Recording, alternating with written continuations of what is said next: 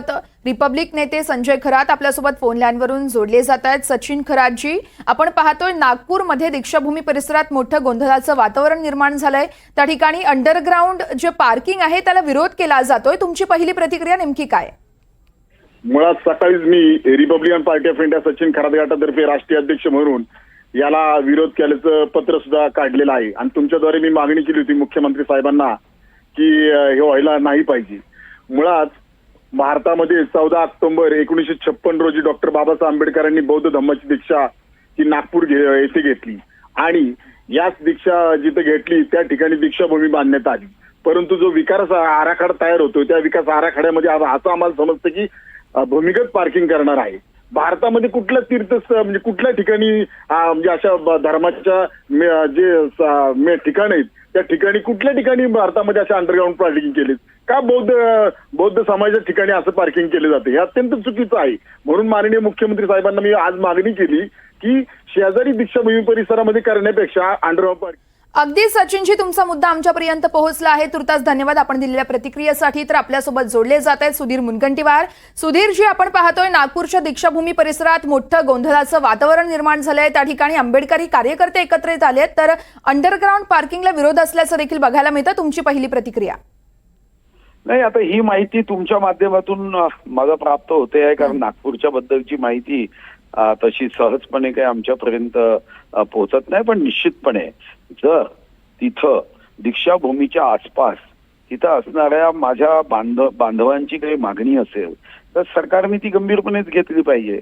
आणि या संदर्भामध्ये मी स्वतः NDTVशी तुमच्याशी चर्चा झाल्याबरोबर मी माननीय DCM देवेंद्रजीशी यांच्याशी फोनवर बोलून या संदर्भामध्ये निश्चित सकारात्मक भूमिका घेणं, कारण जिथं श्रद्धेचा विषय असेल, जिथं भक्तिभावाचा विषय असेल, जिथं आपल्याला एखाद्या ठिकाणी हजारो भक्तांची भावना काही व्यक्त केली जात असेल तर ती लक्षात घेतली पाहिजे या मताचा मी आहे। आणि मी निश्चितपणे मला देवेंद्रजींना याची माहिती देऊन या संदर्भामध्ये जर काही त्या ठिकाणी असेल तर संवाद करून या ठिकाणी जे उपस्थित दीक्षाभूमीच्या संदर्भात जे आपल्या बंधू भगिनी उपस्थित असतील त्यांच्यापैकी त्यांच्या समितीशी संवाद करून त्याच्यामध्ये सर्वांचं समाधान होईल असाच तोडगा निश्चितपणे निघेल। सुधीरजी, आधी देखील पत्र दिलं होतं स्तूपाला कोणताही धक्का लागू देऊ नका म्हणून, मात्र तरी देखील काम पुढे रेटलं जात आहे। नाही, मला असं वाटतं की तुमचं पत्र कोणाकडे गेलं मला माहित नाही, पण मी जसं आपल्याला आता सांगितलं की अतिशय गंभीर विषय असल्याने याच्यातल्या संवेदनशीलतेचे विषय आहे आणि म्हणून आता ताबडतोब देवेंद्रजीशी ही माहिती जी तुम्ही मला दिली ही देऊन, आणि मला विश्वास आहे की देवेंद्रजी नागपूरचेच आहे, DCMही आहे आणि अतिशय संवेदनशील नेते आहे, ते योग्य अतियोग्य गतीने योग्य कारवाई करतील।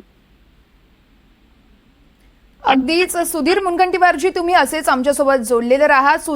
जितेंद्र आव्हाड यांनी नेमकी काय प्रतिक्रिया दिली तुम्ही ऐका। चुकीचं असलं तरी मॉरली दे आर राईट। आम्हाला विश्वासात न घेता जे स्थान आम्हाला अतिशय प्रिय आहे, अतिशय आदरणीय आहे, त्या जमिनीला धक्का लावण्याचं काम शासनाने का केलं हा मूळ प्रश्न आहे। कारण नसताना जातीमध्ये आग लावण्याचा जो या शासनाचा प्रयत्न आहे आणि हे सगळं वास्तव नाकारून हे सगळं वेगळा नरेटिव्ह सेट करतायत। हा नरेटिव्ह नाही, हे वास्तव आहे। कशाला जायचं तिथे नको ते करायला, आणि नको ते करायचं नंतर रडत बसायचं। ते ताबडतोब काम थांबवा। हे अंडरग्राउंड रिझर्वेशन, अंडरग्राउंड पार्किंग बिर्किंग काय करायला जाऊ नका। करायचंच तर ते कुठलं पार्क आहे ना, काय कस्तुरचंद पार्क एवढं मोठं पार्क आहे ना, त्याच्या खाली करा ना, काय करायचं विमानतळ करा, आमचं काही म्हणणं नाही, पण दीक्षाभूमीला कुठेही डिस्टर्ब करू नका। सर, नागपूरचे पालकमंत्री आपण बघितलेलं होतं, मुंबईतीलच एका दलित वस्तीवरती सुद्धा अशाच प्रकारे बिल्डरसाठी आठवडा चालू झाला होता आणि पावसाळ्यात अशा प्रकारची कारवाई झालेली सातत्याने काय एकंदरीत या मी असं आहे की झोपडपट्टीमध्ये राहतं कोण? मुंबईतल्या झोपडपट्टीचा किंवा कुठल्याही झोपडपट्टीचा सर्वे करा। तर आम्हाला विचारात घेतलं जात नसल्याचं विरोधकांचं म्हणणं आपण पाहतोय। सुधीर मुनगंटीवार यांच्याकडून आपण प्रतिक्रिया जाणून घेणारच होतो, मात्र काही तांत्रिक कारणांमुळे आपला संपर्क त्यांच्यासोबत तुटलेला आहे. मात्र नागपूरची अतिशय महत्त्वाची बातमी म्हणावी लागेल, कारण सध्या दीक्षाभूमी परिसरात मोठं गोंधळाचं वातावरण निर्माण झालंय. अंडरग्राऊंड पार्किंगला स्थानिकांचा विरोध आहे. दीक्षाभूमीवर कार्यकर्त्यांचं सध्या आंदोलन देखील बघायला मिळत आहे. नागपूरच्या दीक्षाभूमी परिसरात कार्यकर्त्यांची घोषणाबाजी ही सुरू आहे. भूमिगत वाहनतळ आणि ऑडिटोरियम निर्माण करण्याला यावेळेस विरोध केला जातोय. आंबेडकरी कार्यकर्ते देखील यावेळेस दीक्षाभूमीवर एकत्रित आले आहेत. मोठ्या संख्येनं ते सध्या आंदोलन करतायत. नागपूरच्या दीक्षाभूमी परिसरात गोंधळाचं वातावरण निर्माण झालंय. पोलीस बंदोबस्त देखील त्या ठिकाणी तैनात करण्यात आलाय. सध्या तणावपूर्व शांतता या परिसरात पाहायला मिळते. अंडरग्राऊंड पार्किंगला स्थानिकांचा विरोध आहे. दीक्षाभूमीवर कार्यकर्त्यांचं मोठ्या संख्येने एकत्रित येत आंदोलन सुरू आहे. तर नागपूरच्या दीक्षाभूमी परिसरात कार्यकर्ते एकत्रित आलेत, घोषणाबाजी देखील करतायत. भूमिगत वाहनतळ आणि ऑडिटोरियम या निर्माणालाच खरं तर विरोध केला जातोय. ऑडिटोरियम जे उभारलं जातं याला देखील विरोध केला जातोय. आंबेडकरी कार्यकर्ते दीक्षाभूमीवरती एकत्रित येत आंदोलन करतायत. तरी संपूर्ण बाब फडणवीस यांच्याकडे पोहोचवू, त्यांच्यासोबत या संदर्भात पूर्ण चर्चा करू अशी माहिती सुधीर मुनगंटीवार यांनी अगदी काही वेळापूर्वीच दिली आहे. तर विरोधकांना मात्र विचारात घेतलं जात नाहीये असा आरोप खरं तर आव्हाड यांच्याकडून केला जातो.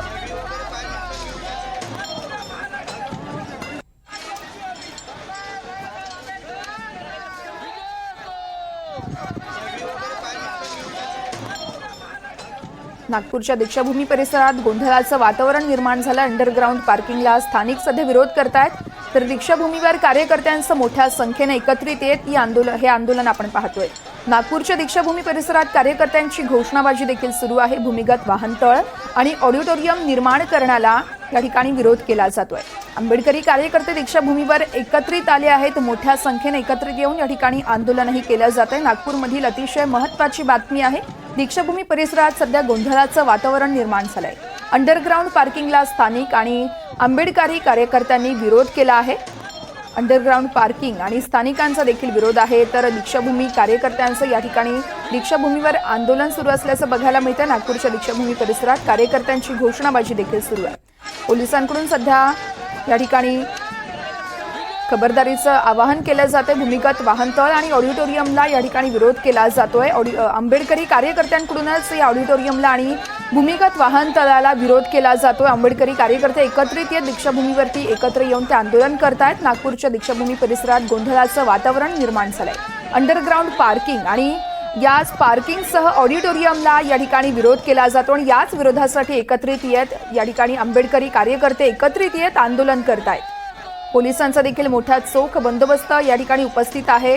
नागपूरच्या दीक्षाभूमी परिसरातील ही दृश्य आहेत. कार्यकर्त्यांची घोषणाबाजी देखील सुरू आहे. भूमिगत वाहनतळ आणि ऑडिटोरियम निर्माण कार्याला विरोध केला जातोय.